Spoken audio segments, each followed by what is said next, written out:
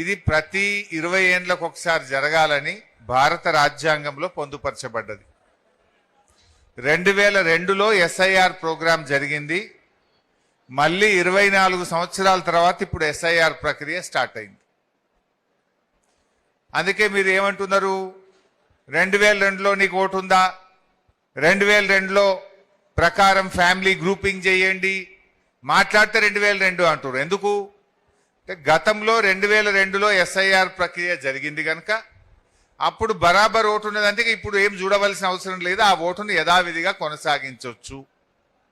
ఆ తర్వాత వచ్చినటువంటి ఓట్లు, ఆ తర్వాత 18 ఏళ్ళు వచ్చిన వాళ్ళు కానీ, ఆ తర్వాత బతికొచ్చిన వాళ్ళు కానీ, వాటిని ఫ్యామిలీ గ్రూపింగ్ అంటే వాళ్ళ నాయనదో, నా అమ్మదో, నాయనమ్మదో, తాతదో వాళ్ళ ఓటు ఏదైనా గ్రూపింగ్ ఉంటే ఆ ఓటు కూడా క్లియర్ చేస్తూ ఉన్నారు.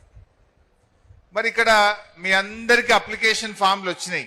ఇంటికి 2 మనిషి ఓటర్కు 2 దరఖాస్తులు ఇచ్చినారు, ఎన్యూమరేషన్ ఫామ్స్.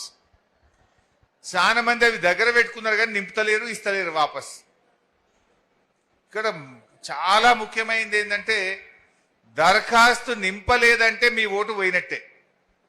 దరఖాస్తు నింపి మీ అంగన్వాడీ టీచర్కు, మీ బూత్ లెవెల్ ఆఫీసర్కు మీరు తిరిగి ఇవ్వలేదంటే మీ ఓటు గోవిందా.